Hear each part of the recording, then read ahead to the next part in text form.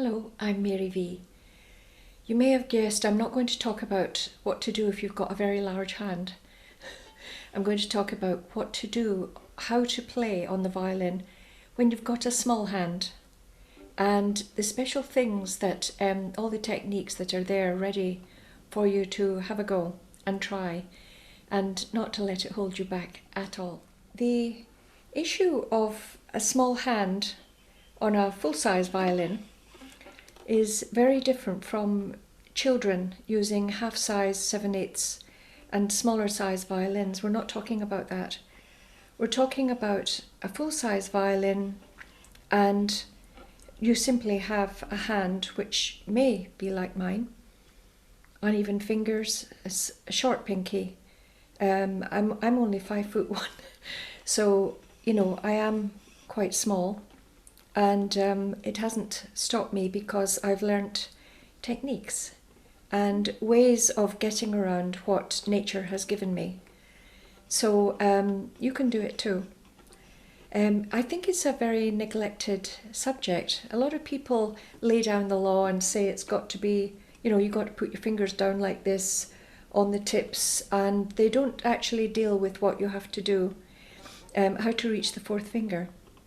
So the fourth finger is an issue for most people, whether it's short or not. So a lot of this will hopefully be helpful to you to strengthen up the fourth finger and start to get it working, as part of the hand rather than a separate thing that you kind of may avoid or whatever, find it too difficult, But no, there are ways around it. So let's start thinking about some basic issues and ideas about how we place the hand on the violin, which is the most basic thing. Normally we learn by putting the first finger down, then we put the second down, the third down, and then the fourth is almost left to fend for itself. A lot of people find it very, very difficult.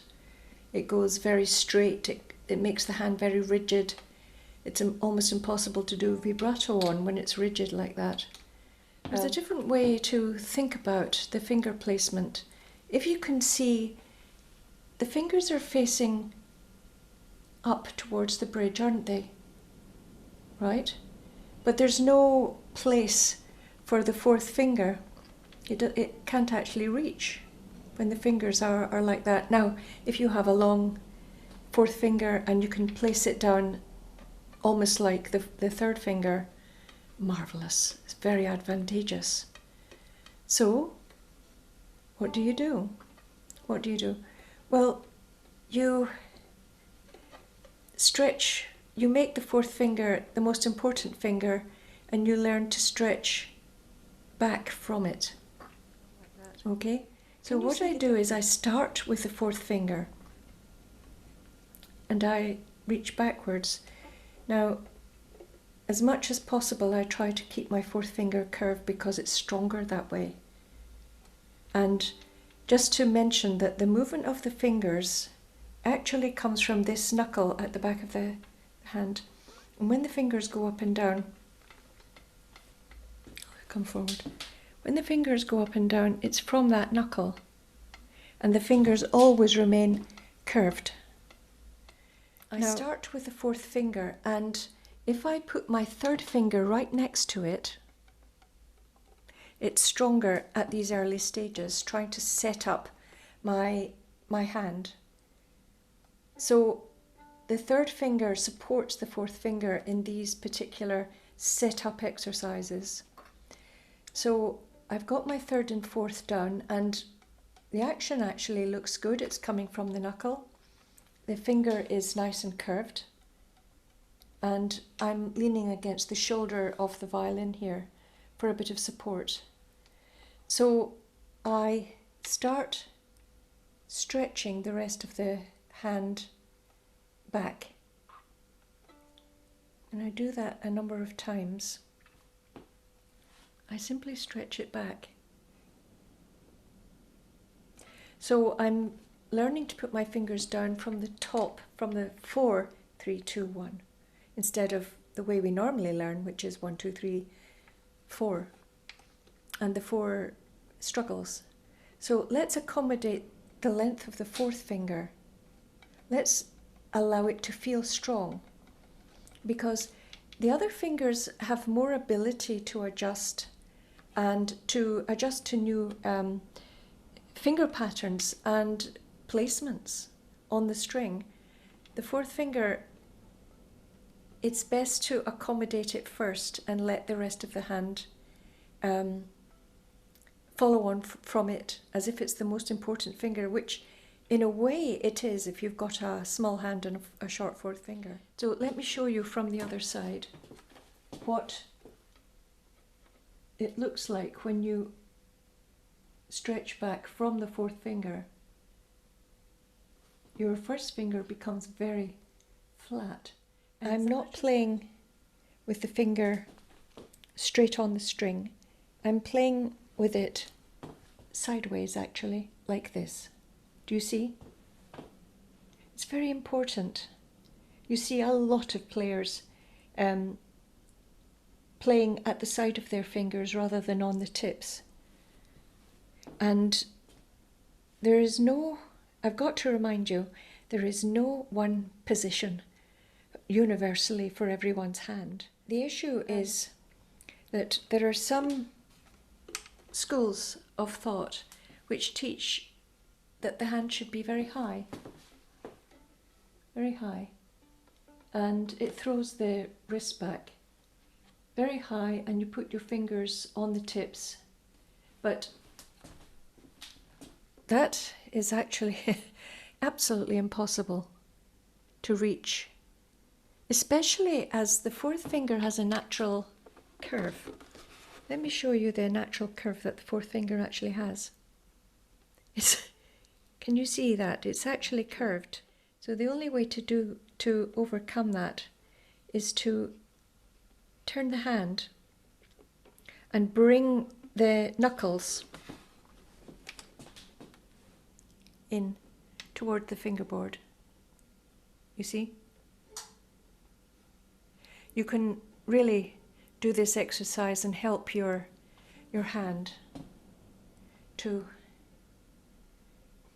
start coming round like that.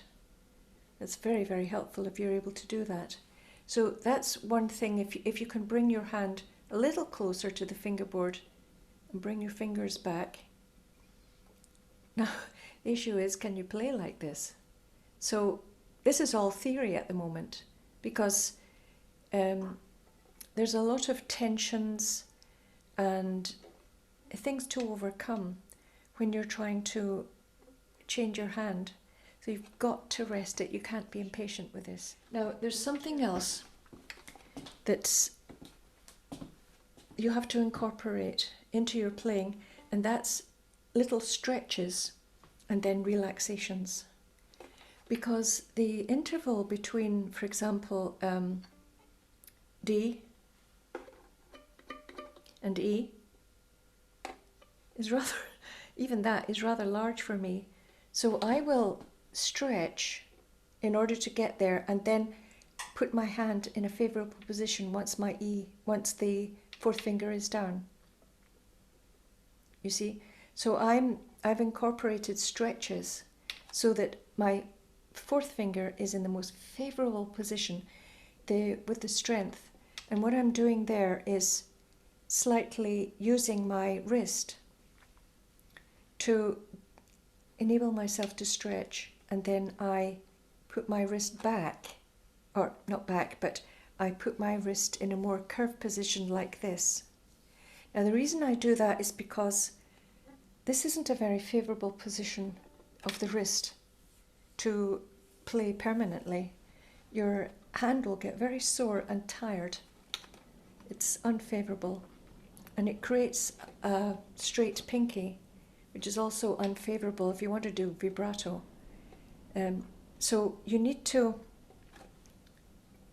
bring the hand in if you can, and also incorporate stretches and place the hand in a position backwards from the 4th finger. Now that's a lot already. That's a lot. So it needs to be broken down one by one, really, and incorporated. One of the easiest ways is to think about the feeling of starting with the fourth. That's the best way to start. Get the fourth working with the whole hand like that, so you get the feeling of the fourth finger working and being curved, because an awful lot of people, they only do that. They only have that feeling. So let's take that away and get the third finger to support the fourth finger. Do you see? It really helps in the early stages of this. Sometimes if I'm going from an F natural to an A, that's actually a huge stretch for me. Just major third. I will stretch. I'll do what I need to do with the fourth finger, and then I incorporate a little relaxation so that I can bend my finger once I've made the stretch. And I've incorporated that into my playing, and you'll see that many soloists and violinists that you can see on YouTube, they've got this extra stretching motion that is incorporated all the time into their playing. And you will see small-handed soloists with a very curved first finger. So the wrist is absolutely crucial. It's crucial. It's coming up and in and out all the time to be able to reach and then relax. Reach and then relax. Reach and then relax. Now, one issue is if you're playing from the first finger to the fourth finger,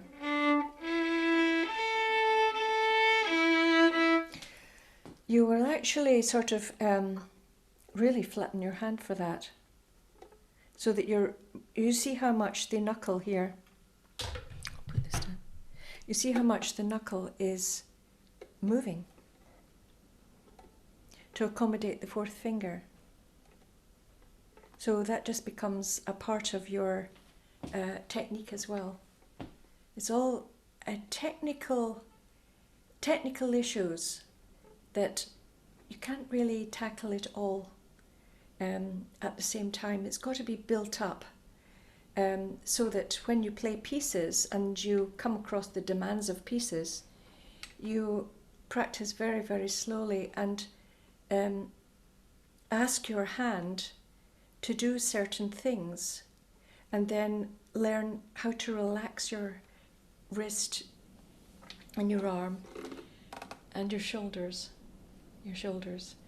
Relax them after you've made the little stretch. If you think about something that Vengerov said, he said something very wise. He said, if someone says to me, relax, well, I'll fall on the floor. You know, relax is slightly the wrong word on the violin.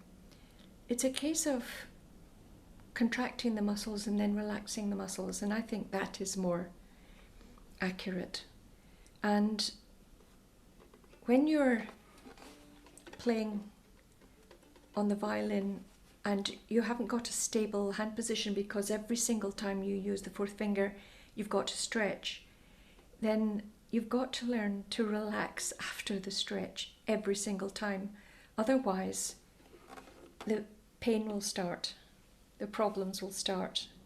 But I think that's enough for now. Let's have another go at this. I hope that this has been the start of something very helpful for you, and we'll have another talk about it next time.